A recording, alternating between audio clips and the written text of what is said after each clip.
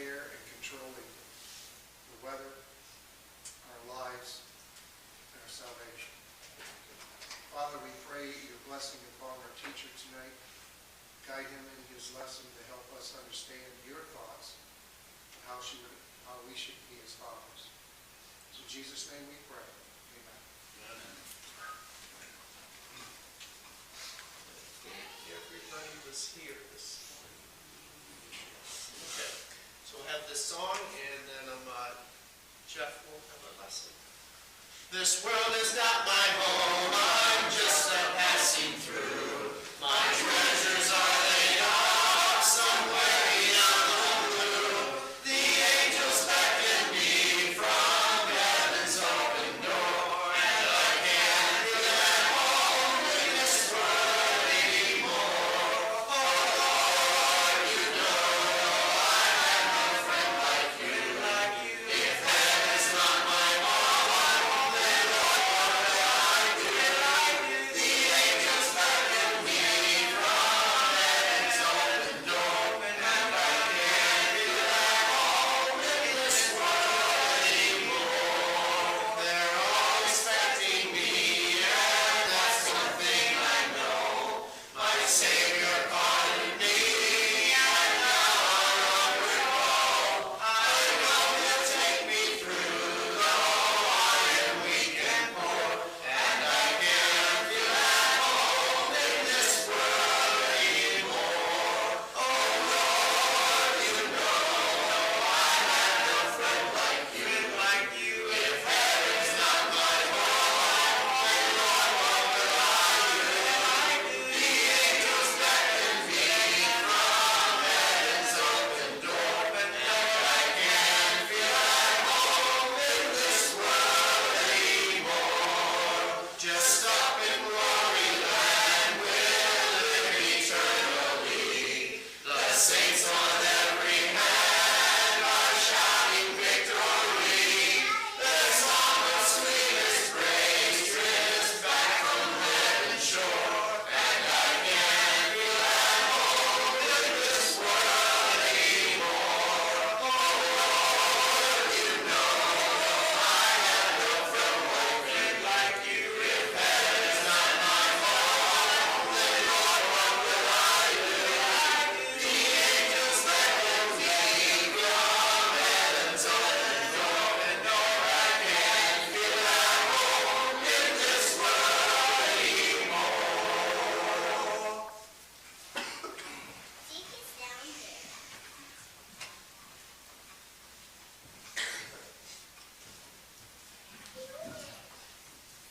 All right.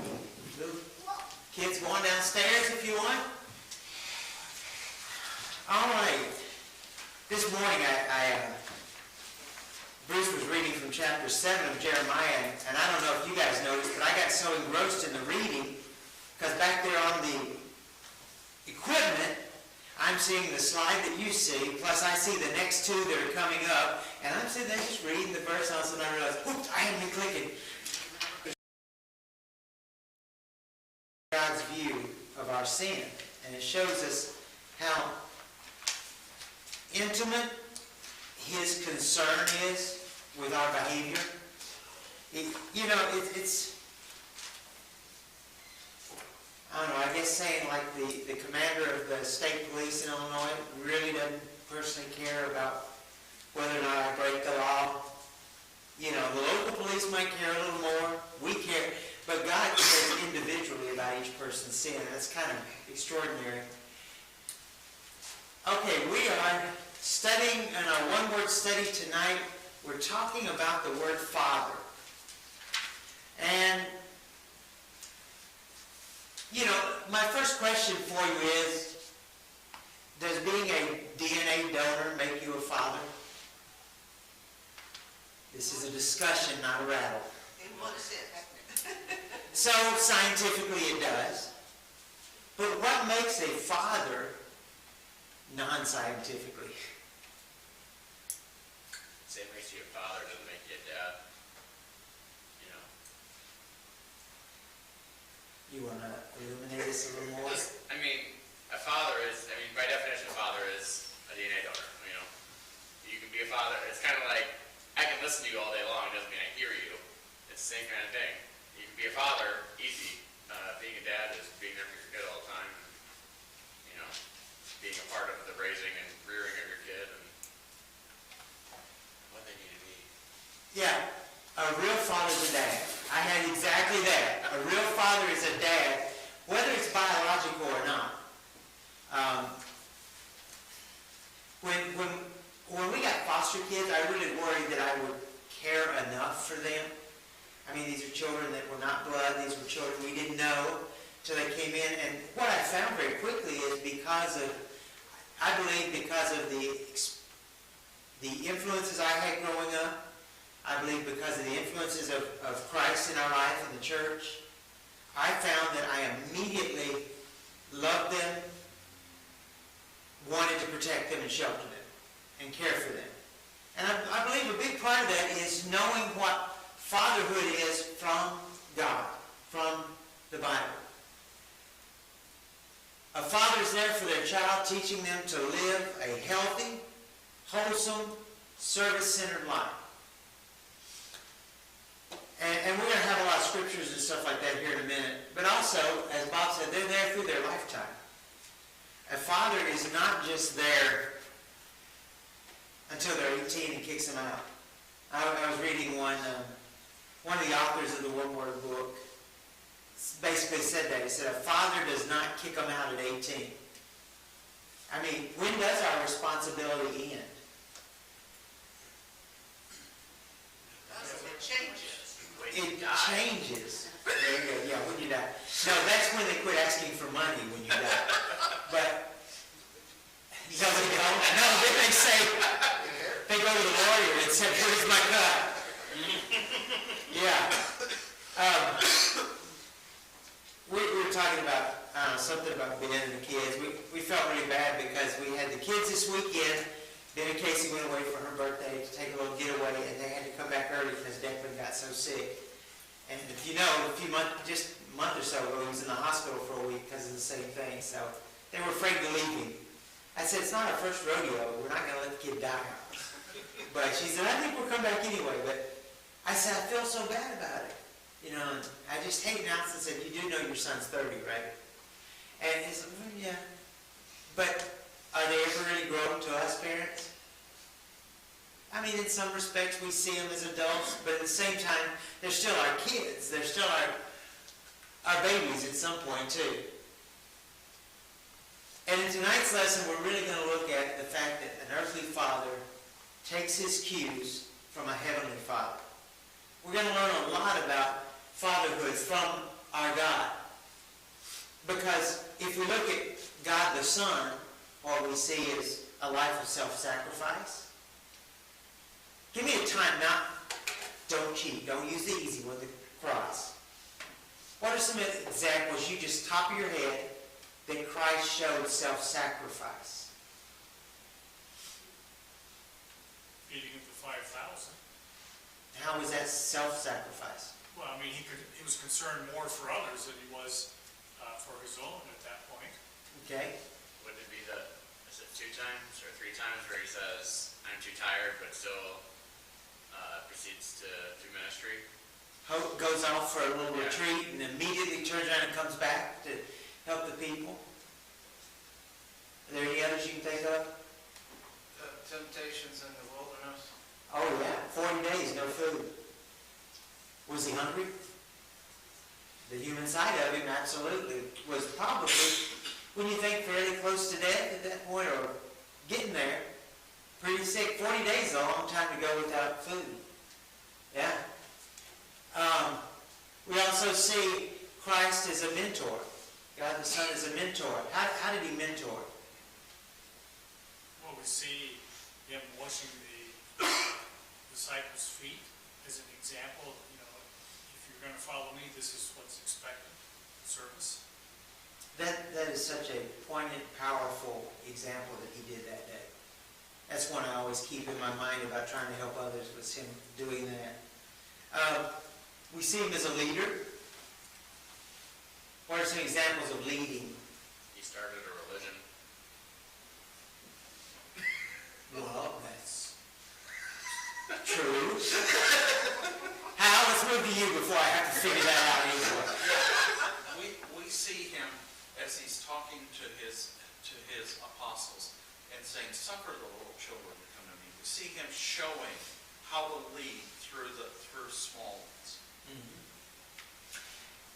Bob said he started, Liam has a world history for dummies type book, it's just all these short, and one of the things it says is Christianity. It talks about Christianity came as a result of a Jewish man named, called Jesus Christ, and his example, of course these are not Christians writing this necessarily, his example lasts today as his followers are one of the strongest group of people in the world, even 2,000 years later.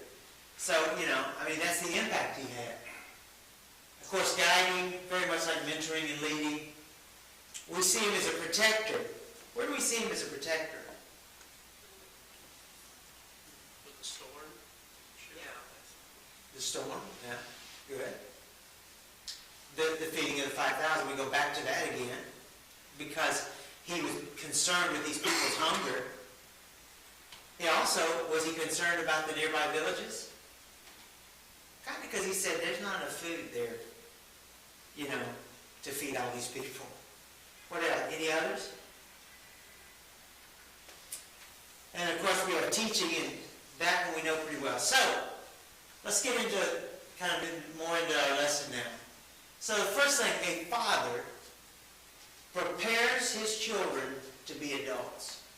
That is our number one job, is to kick them out of the house. And I mean that in the best possible way. We want them to grow up. We want them to be responsible adults. None of us want to raise a thug. None of us want to... I don't want a 35-year-old living in my basement, sitting on a computer all night. I want them to grow and experience life, be away from me. I want them to come home, but I want them to be away from me. So our first job is to raise them. And so we're going to look at sons. So what is the first thing we need to teach our sons? God comes first. God comes first? Okay, good. What else? I guess if it's the first thing, that's the only one. But all the things we should teach. Respect and love. Respect and love. Four. Responsibility. Huh? Responsibility. Responsibility. Okay. Other? Jeff, we need to teach them to have concern for those around them. Okay. For other people? Bruce? Karen and I believe that by age 3, they have pretty well formed how they look at life. And so there are very basic things you teach them, and you're not even trying to take them to school. Just how do you talk to them? How do you talk to each other? How do you treat? This is what we do with our food. You know what I'm saying? That whole thing about life. And they pretty well formed a lot of things by the age of 3 about how they're going to have cup full or empty. Yeah, if you don't understand this point, look at the very strong differences in children's how they react and respond to things. You really do see the parents in them. Declan is Ben's spitting image from when he was a baby. Declan wouldn't cry if you cut his head off. I guess he couldn't. Anyway, he would not. Declan will cry. He gets hurt and whatever. Liam did not have Ben's influences early, and Liam takes after his mom. So, I'm not going into that in detail, but he takes after his mom so much more in how he reacts to negatives and to pain and to things like that. You very definitely see, because of how they came into our family and life, the very big difference. What else? Hey. They would raise their sons to be teachers and elders of the church, the sons. Absolutely. Absolutely. How do we teach our boys to be leaders in the church? How do you teach a young boy to be an elder? By example. Very good. By example. Whether you're an elder or not, You show them by example what it takes to become that.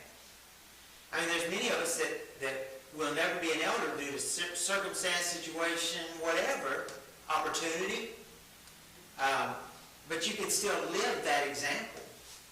All right, so some of the things I have is, one, we want to teach our sons to be great men. Does anybody remember what God calls, or the Bible calls, David's warriors, David's leaders? What do you call them? The mighty men.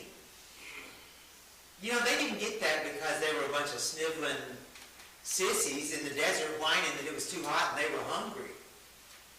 They were mighty men, and they got there because someone taught them to be mighty men. Now, you know, Steve was in the military many years before me. Many, right, more than that. Oh, many. So it's very different, but if you take, Steve, what year did you join? 67. So you take that post-Korea, we're moving towards Vietnam. I came in right after Vietnam, when the military was at one of its low points numerically. And they were trying to get a standing army back again. To today, the men joining the military, and I'm not just saying this because I think I had it harder than others, are very different than the men that used to join the military. They are not emotionally as strong as they were. And y'all know me, I'll cry. You know, I get emotional about things, but those men cry because it's too hot and they had to march too long. And I told you when Connor and Good joined, they gave them a coin to say, I need a timeout for my drill instructor. And he's in the Marines? No, Army. Oh, okay. But that's the most ridiculous thing I've ever heard in my life. Yes. I told him, if I hear you use that coin, I'm going to beat you to pulp when you get back. Because if we want mighty men, mighty warriors, we've got to raise our boys to be men. Again, you can have a soft side, you can have an emotional side, a very loving, gentle side. But we, in this nation, we see that we need men to be men. And we need women to be women, Bruce. So have you ever seen old pictures of teenagers, like 1900s, 1800s? They look like they're 40 years old to us. Pictures. And then you see kids today, and you look at them and you think, they're in grade school, and yet they're all the same age. And you wonder how much the agricultural community has influenced the toughness of life. And, you know, even the Bible talks a bit about the things that you learn as a farmer.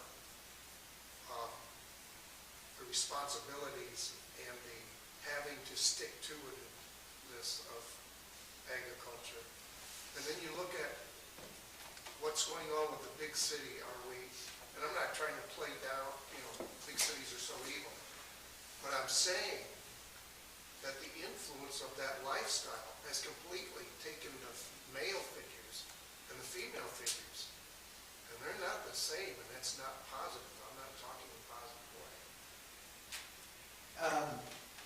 Ben Carson, who is head of the HUD, Secretary of Housing and Urban Development.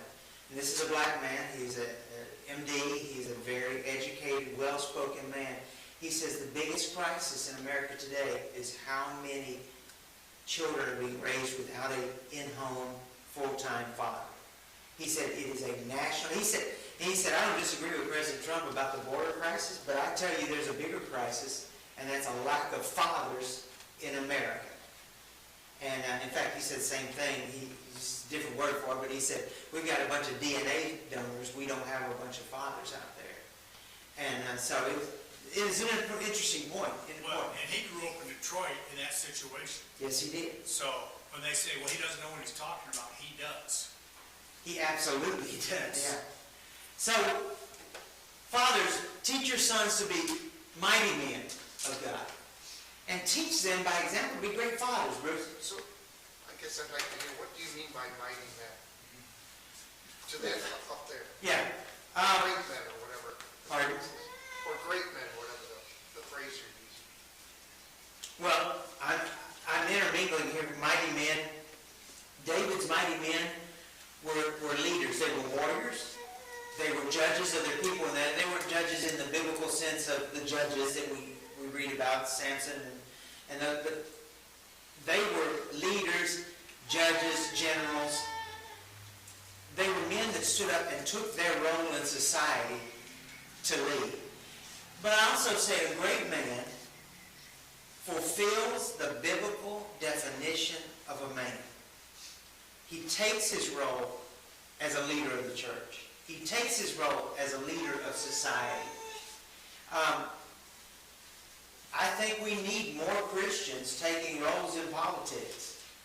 And I hate to say that, but if we don't stand up and take our role, then we better shut up when we don't like the way our society goes.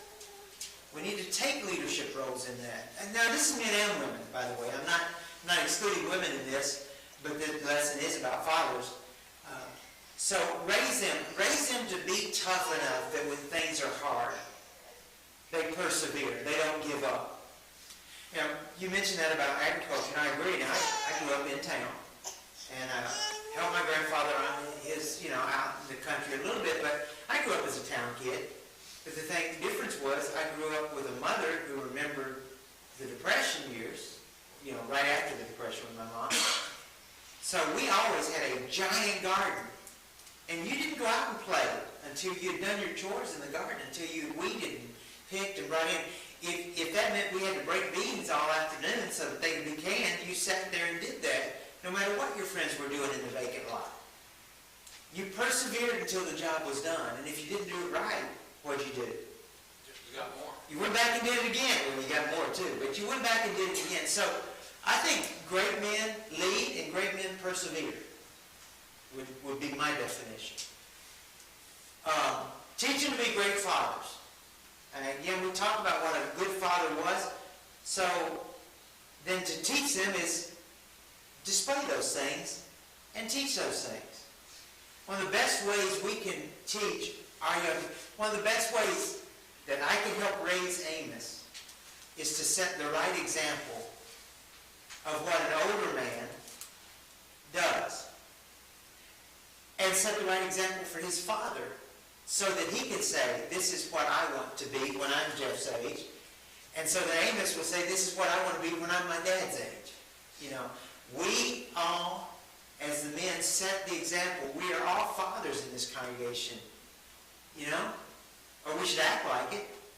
I'm not saying you physically have to be a father. I'm saying we are fathers to our younger men in this church. And so we need to display that. We need to teach it that way.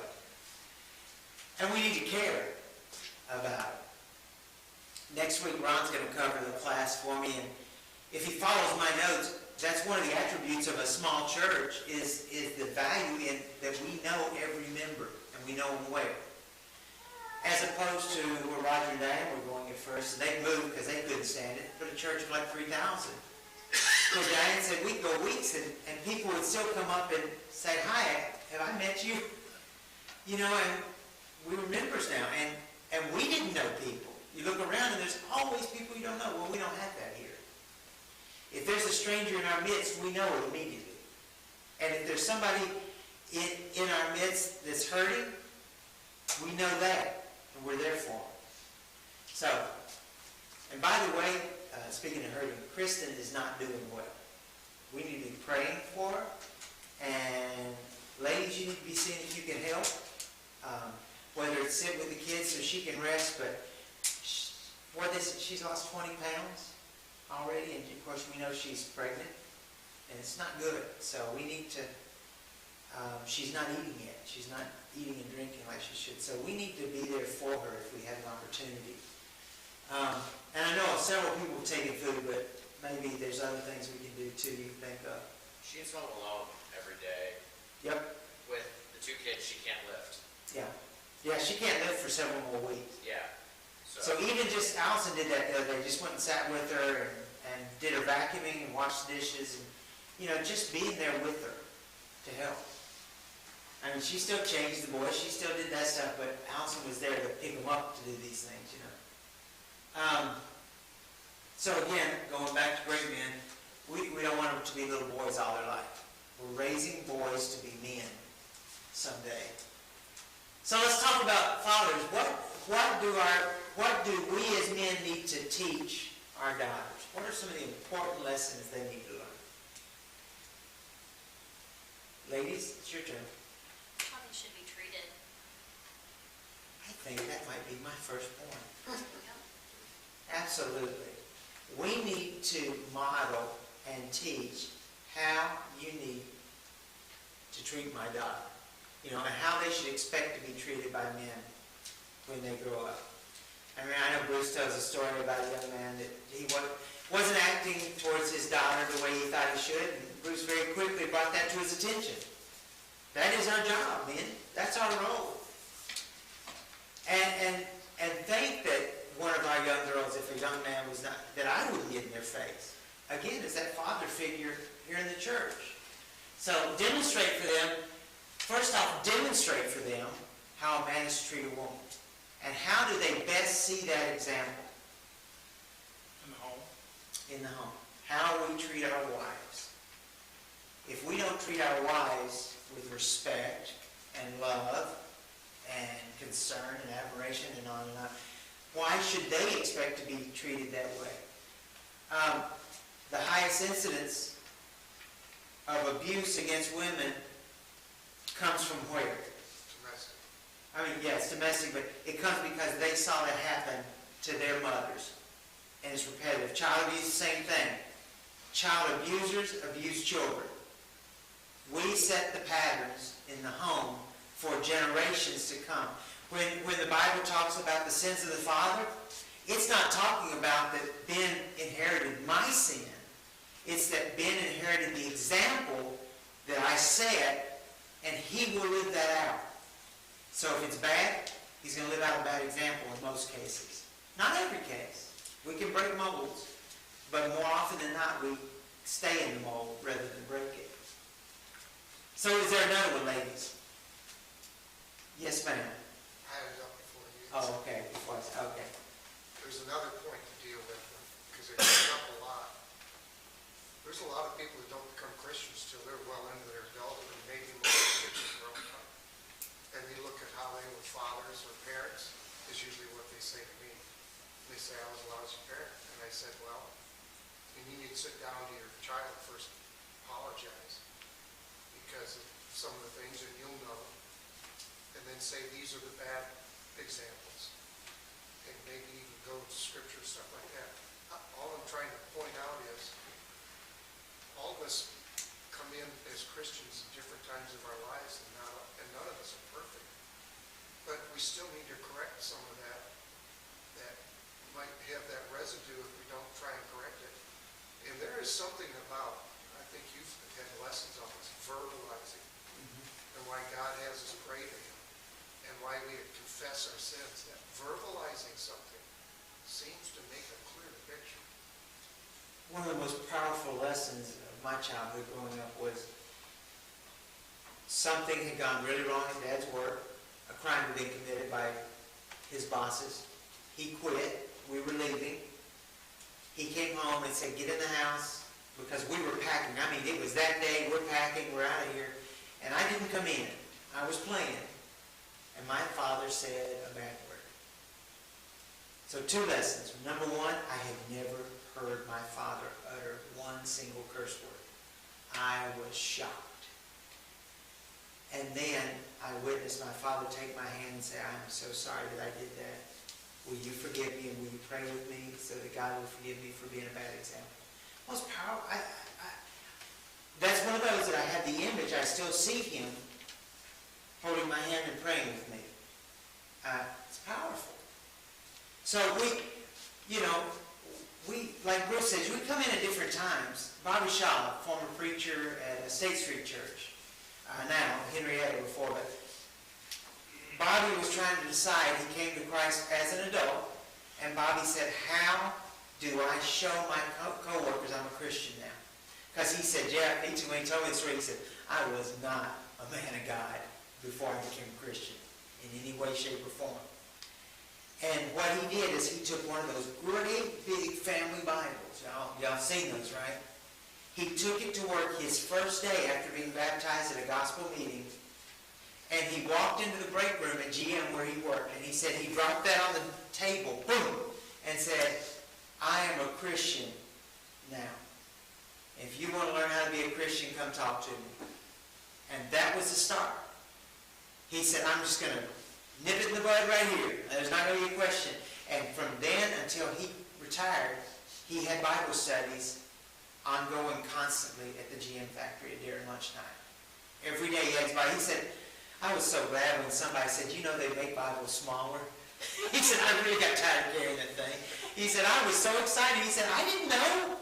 And all of a sudden they gave me a leather-bound Bible. It was wonderful. He's a great guy. Demonstrate what they should, and this word's key, demand in a mate. Now, why do I use the word demand? Because what's the option? Well, it's, what's available, or negotiate, or Settle. anything what you can get. Exactly. We need to teach our girls they don't need to settle for second best. They need to expect and demand the best in a mate. And hopefully that is, we don't emphasize enough, it is better to stay single than settle for somebody that will take you away from the Lord. It is better to find your place in singleness than to settle. And daughters will watch your behavior. Now this is true of sons too, but daughters watch your behavior more than they listen to your words, man. Now they'll listen to their mothers, but they watch their fathers. I know, they may not agree with Missy. I had a sister and a mom too, but you do. You communicate more. In fact, mothers communicate a lot. But they watch their dads to see what's going on. And again, we talk about this. Fathers have no term limits. We are always God's representative to our children. Always. We are also, we need to be a father whose kids can proudly say, there goes my dad.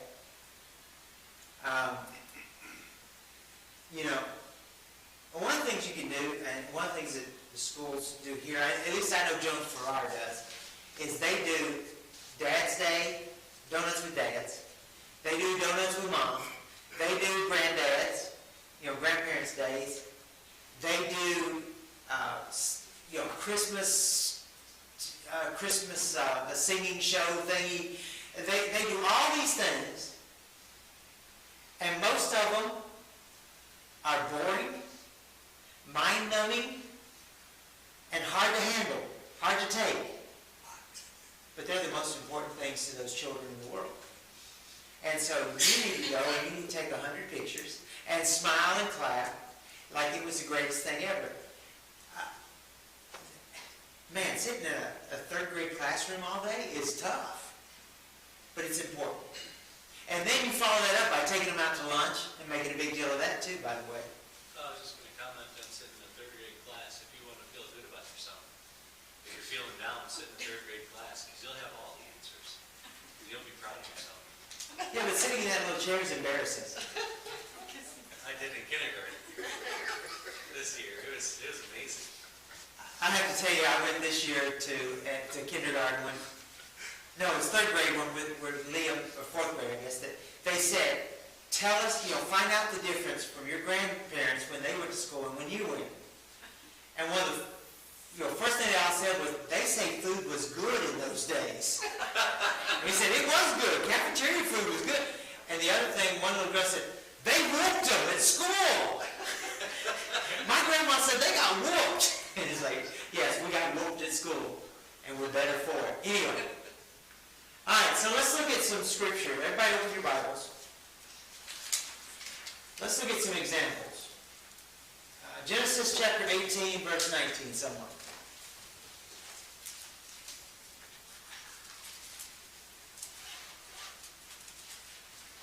And then, okay, Patty. For I have chosen him so that he may command his children and his household after him to keep the way of the Lord by doing righteousness and justice, so that the Lord may bring upon Abraham what he has spoken about him. So let's break this verse down. It's one verse. Let's break it down. What is the first thing that God chose Abraham to do? Command his children. So command his children, to give them direction, to lead them. What's the next thing he said to do? By the way, it sounds very much like the first one. One word difference. Household. To direct his children and to direct his family. Now, in the biblical sense, how big was Abraham's family at that point? Exactly. Because you counted extended family and you counted servants. That's what, when God talked about the family, it was the patriarch of this encampment, which could be huge. And we know in some of the examples it was huge. But he is to direct his children and his household. Okay, what's the next one? To keep the way of the Lord, To keep the way of the Lord. What's that mean, Joe? to follow the Lord's instructions. Okay? To be obedient. So direct his children, direct his family, keep the way of the Lord. What's the next one? By doing righteousness and justice. To do righteousness, which is what, Brian? Keeping God's word. Y'all are going to quit answering because you know I'm going to make you follow up. He can't read it, he doesn't have reading glasses. You know, bottom line, that won't work either. So, to do God's work, to live rightly, I always tell people, remember, righteousness is just rightly, do right. What's the next one there? Brian, you already said it. Justice. Justice and justice. So what is justice? If God says, Abraham, do justice, what is that? Provide whoopings when you have to whoop. Okay, that's one example. What else? See, you had a thought? Well, I'm just thinking, right is right and wrong is wrong. Okay. How? And Bob? One of the examples that we see of this is that when there was a dispute between Lot, Abraham let Lot choose which way he wanted to go. He was willing to let the other person have advantage if it did the right thing. Yeah, he could have said, you do realize I'm the chosen one, right? So I really need to feed my family a little better than you need to feed yours. I get, no. He said, you take what you want. I'll be fine. I'll be happy with it. And by the way, if we say, you know what, I'll make the best of whatever it is, we can do that with what expectation? It's going to be good because of provided by God. That's right. God will bless us when we live right, when we do right. God's going to bless us. It'll be fine. Bob? I was gonna say, righteousness and justice, I mean, it's right there in the word. Being righteous is doing the right thing all the time, and doing justice is just to be just, when you say something, let that be your word. I mean, whether it's, one of the things that drives me nuts is with someone, I'll sit in parent-teacher conferences, and one time Dad said, we're taking this phone away until you get your grade up. And lo and behold, on Tuesday, after parent-teacher conferences, his phone was in his room, or in his hand again. And I asked him about it. He said, would I realize I needed my phone for this, this, and this? I'm like, well, they shouldn't have used that. I mean, if you need the phone, then you shouldn't have used that as your punishment. Personally, I think, no, teenager needs a phone, but that's neither here nor there. But it's, when justice isn't as, always just whooping, whatever, it's as much as that as it is, keep your word and don't ever promise something that you're not going to do, whether good or bad. That's one thing that God has going for him. I mean, you read the Bible, if one thing he said was wrong, it's all bogus. It's one of my, I don't want to say pet peeves, not the right word for it, but one of the things that I kind of hold on to concretely is I don't promise my grandkids anything because you never know the circumstance. I mean, how many of our vacations over the years have I had to come back from? Things like that we have no control over. So I don't promise. I say I will do my best so that we can do this. So it's a little thing, but it will start to click in their mind at some point. What was the next one? So righteousness, justice, why? Why should Abraham do these things? So the blessings can be brought upon him. So that God can bless him and his work. Right. You do these, Abraham, I'll do this. Jeremiah, you do this, Judah, and he'll do this. You don't do it, he's going to destroy you. Utterly. I think it's important to realize that his efforts in this instance is his family. That Abraham's family and his entire tribe is receiving blessings through him because he is doing what he is supposed to. And I think that's important as a father, is your family will be blessed if your first thing you look at is God first. Well, I'll even say this, and I'm going to use this somewhat loosely. But one, all of Christendom is blessed because of Abraham. And by the way, all of Islam is blessed to an extent, again, using it loosely, is blessed because of Abraham, because they are the sons of Abraham just like we are. So, and I just say that to say, how long later are we still feeling the blessings of a godly man? And we are. All right, so let's look at Deuteronomy. It's one of my favorite verses on childbearing. Who'd like to read? Who'd like to read? Okay, Stacy, go for it. Oh, sure. Deuteronomy 6, 4 through 9. Hear, O Israel, the Lord our God, the Lord is one. You shall love the Lord your God with all your heart, with all your soul, and with all your strength. And these words which I command you today shall be in your heart. You shall teach them diligently to your children, and shall talk of them when you sit in your house, when you walk by the way, when you lie down, and when you rise up. You shall bind them as a sign on your hand, and they shall be as frontlets between your eyes. You shall write them on the doorposts of your house and on your gates. So, just a side exam, Bible students. Hear, O Israel, the Lord our God, the Lord is one. What is that phrase called?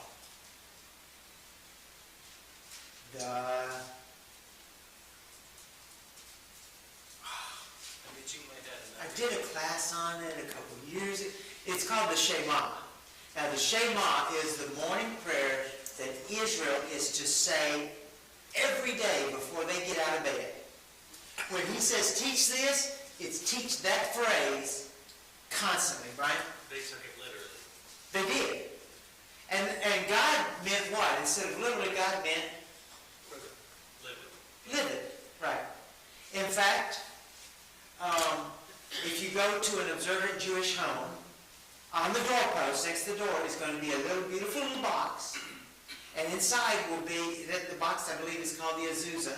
I don't remember that one for sure, but I think it's the Azusa. And if you open it, there's a scrap of parchment in there with some or all of the Shema written in Hebrew, rolled up and in there. Again, taking it so literal and forgetting that that's not what God meant. Have you ever been to an airport in New York? That's where I've seen it. And guys with a board tied to their forehead? I've seen that. Miami too. You can see it in Miami too. I'm not going to cast any aspersions on that. But yeah, why are they doing that? Because they tied it to their forehead. And did he mean that? No. Can you see God's face when, 2,000 years later, he looked down and said, Jesus, did you see what they're doing now? They've tied boards to their head. What are they thinking? Verse 6 is what's most important. Yeah, absolutely. Put the words on your heart. Let's be honest, do you really think that's the most ridiculous thing he probably looks at? Oh, no. I guess in the string of questions we want to ask when we get to heaven is, why didn't you just zap us over and over again? The word Shema means hear. Yes. So they call it hear, something you're to hear. Yeah, it's called, yeah. And again, it's that whole first phrase, all of verse 4 there. But, so that's what they do. When he says, when you walk by the way, you're supposed to be repeating, Hear, O Israel, the Lord is your God, the Lord is one. You're supposed to be saying that. So, let's look at, if we use this in the right way, as we understand we should use it, first, we are to teach our children. How do we, well, and let me do this. We're to teach them to love God with all their heart, with all their soul, with all their strength. How do you do that? When they ask questions, answer them honestly. I mean, I'm big on, I'll give an abridged version, but I don't know, I don't give the like child's version. I mean, you made fun of me once because we were in the nursery and Xander asked, what am I doing with the bread? And I explained to him why we take bread, why we take wine, and I mean, I've done that 100 times, and now it's when he's not quiet during communion, I tend to say, hey, this is why we're here. This is the important part, and you know, if it's not a terrible day, he reacts to that because he knows, you know, the singing is great, the sermon's great, but communion is the important part. And it just takes 100 times of telling him and probably 100 more, and so, you know, that's one of the things. Whereas, you know, some, maybe not in this church, but like other denominations, oh, this is what we do. You know, this is church thing until they're old enough that you think they understand. As Bruce has said, 3-year-old, they already have their worldview down. Yes.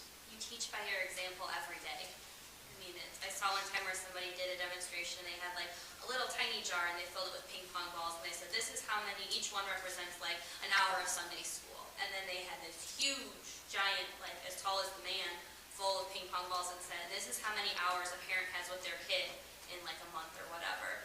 And so you can't expect them to just pick it all up at church and know what's going on. They see your example, they hear how you talk. You can't just take them to church and expect them to get everything there. That's a good, I have to remember that demonstration. That's kind of good. You know, I learned this when I was a very young person, and I went with my grandmother and my great-grandfather, and we would go to the woods to pick berries or nuts or whatever, and I was told that God provided these things. That's what it's talking about. As you go about your day-to-day life, you give God credit for what he's done and teach them as you do those things, because they never go away. You know, Bob, you mentioned that about the bread. I have a picture on our picture little computer that shows pictures all the time of the family, and I have it on my Facebook, and I have it other places. And when people ask what it is, it's a very old picture of a woman sitting at an old-fashioned wood-burning stove. And the thing is, what's that picture? And I always tell people that is my great-great-grandmother making communion bread. It's important to me. It's important to me that we've kept this. So, fathers, we teach them to keep God's word foremost in their hearts and in their plans. I want to move it quickly through this. This is kind of reiterating. We know these. I want to show you a negative example. Not the prodigal son. That's a good one. I want to jump because we're running out of time. There we go. I want us to talk about David for a moment. And I put up there because David is a bad dad. And I'm not saying bad because he was strong and powerful. He was a pathetic example of a father. And, you know, we'll go back to Bruce's, you know, God so loved him because of his potential and because of the things he did. But I want us to look at some of the things that David did. The first one was Bathsheba. David already had an heir apparent before he ran off with Bathsheba. He had a son already. His son's name was Adonijah. Adonijah was his firstborn. Adonijah was being groomed to be the king. Adonijah was around when the example he sees of his father is to take advantage of a woman, arguably raped her, but killed her husband to cover it up when he got her pregnant. Notice, had he not got her pregnant, what would he have done with her? Probably nothing. Send her back home, and that would have been the end of the story in the Bible. But because she got pregnant, he went now to cover up his sins. So the first thing we see is David taking advantage of her, getting her pregnant, and then killing her husband. And that's what his son sees. And don't you think years later, that story is still circulating among people? We know the prophet came in and said, "What have you done to this man's poor little lamb?" I want you to turn over to 1 Kings chapter 1, verses 5 and 6. 1 Kings chapter 1, verses 5 and 6. We're going to see a couple of examples of David's take on discipline of his children.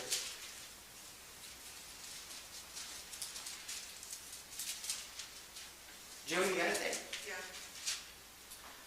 Now Adonijah the son of Haggith exalted himself, saying, "I will be king."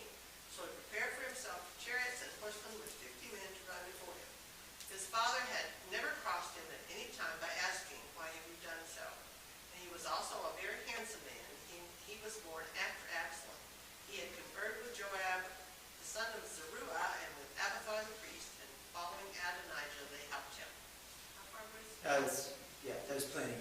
After the part where he was a good-looking guy. So what did it say right there before? David had done what when he was growing up? Never crossed him at any time. What's that mean? He never corrected him. He loved him. He was a handsome little fella. He never, ever corrected anything he did. So is it little wonder when David is lying on his deathbed, Adonijah says, "You know what? I'm going to be king." Was he supposed to be king at this point? No, we'll see that in a second. He was not supposed to be king. The prophet, God had told the prophet he is not going to be the king. But what he did is he raised a force of soldiers, and he told everyone, "I've been made king." Dad's on his deathbed. They'll never know the difference. He threw a giant feast in town and said, "I am your new king. Bow down before me." And this stems from, and I know it stems from never being disciplined. Why do I know this? Well, no, how do I know that him doing this is a direct result of a lack of discipline? Because the Holy Spirit put them together. If they weren't connected, the Holy Spirit wouldn't have put them together in the Word. In the Word, he says, he whenever disciplined him, and look what he did. Children need discipline. They don't have to be whooped. I mean, there's some little girls you whoop them and you've scarred them for life. And there's some little boys, you could beat me till the cows came home and I wasn't going to cry and I wasn't going to care. It's got to be very different for the child, but there has to be discipline. So, we got that one. Let's look over at 2 Samuel 13. Well, no, we can't read the whole chapter one time. So, in this story, David's son Amnon sees his half-sister Tamar, and he is attracted. And then he is so attracted, he lets this lust build up in his mind till he walks around moping so bad. His friends say, "What is wrong with you?" And he said, "I want her. I got to have her." So he concocts a plan to have her come because he's sick, bring him some food. He rapes her, and the Bible is very clear about it. He raped her. Her brother,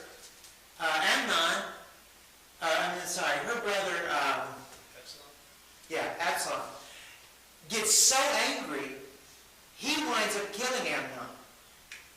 But I want you to note here, it says in 2 Samuel 13, it says King David is furious.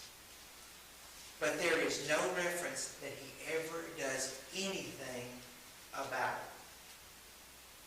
And by the way, when Absalom kills him, he doesn't do anything to Absalom either. He's angry about that too. Because it said, his first reaction was, "Wait a minute, they've killed my son and all of his men." And they said, No. Just him. Oh, okay. He doesn't do anything about it. David is a bad dad because he does not discipline. And by the way, let's go back to Adonijah declaring himself king, David's lack of discipline winds up in his sons killing each other over the throne. He had made a promise that, I think I've got there, he had made a promise to Bathsheba that her son would be king. God had accepted Solomon as king and had told him Solomon would be king. The prophet comes in and says Solomon's king, and yet he's not doing anything to stop his other son from claiming the throne until the prophet said, what are you going to do about this? What did he do? Okay, Solomon, I made a promise to your mom, you're king. That's all he did. He left it on Solomon to go out there and claim the throne. He didn't send an army. Because remember now, let's go back to this. He's throwing this giant feast and declaring himself, trumpets are blaring. Solomon had to go out on the portico of the palace and said, I am the king. My father has named me king. The prophet had to say, he is the king. The high priest said, I have seen him coronated. He is the king. The crowd burst out in cheers because they did not like Adonijah. They did like this idea, and Adonijah heard it. And then runners came in and said, your dad made Solomon king. And the army backed Solomon in this. And of course, that's God's doing. David is a horrible father. But go back to Bruce's point, God still blessed him because his heart was right, and through his life, he did things that God asked. Okay. That's all I've got on this one. Go ahead. Bruce and then Bob. In Ephesians, it talks about parents don't exasperate your children. Ephesians chapter 6, verse 4. I've seen that over and over where parents are antagonizing, and they see that the kid's upset, and they think it's funny. I've seen this several times, and I thought, that kid will never forget certain circumstances sometimes. It's pretty serious to the child. Parents laugh when a small child slaps them when they're mad, and they think that's funny. Well, it may be funny when they're 6 months old, but it is not funny when they're 3 years old. But you've missed your point at that point. You've missed it, Bob. I was going to say, I think David is a good example of good, even great men don't necessarily make good fathers or good dads. And I think that is often misconstrued, that these even worldly great men go home and sometimes are terrible fathers. I mean, you have to have your priorities towards being a good dad, and that will make you a good man as well, but that has to be your priority if you need to make a child. But just off his point, it would be interesting for you to comment on this, maybe on next week or whatever, but I'll do it next week. things happen to David. David, maybe he didn't do things like he should have when he was younger, but these kids chose to do things as adults that then David inherited. And he has to move against his own children. But again, he didn't. He ignored it. And do you think As he did adults. because he loved them in his way, he didn't want to touch them? The verse that Joe read, his son was beautiful, and he never crossed him. And I think it says in the verse before that, he loved his son. I mean, David is a man who loved deeply. We know that, right? When Bathsheba and his first son died, he was in mourning. Well, when he was sick, he was in mourning, terrible. It talks about the anger, the falling countenance and things like that. He loved deeply, but it was misplaced, some of that love. You can love deeply, but it's misplaced in how you show it. Ephesians 6:4 is great. We need to seek to encourage our kids. Refrain from being a discourager. Don't look for the bad. And by the way, I'll throw this in, Ephesians 6:4. Let them learn from their mistakes.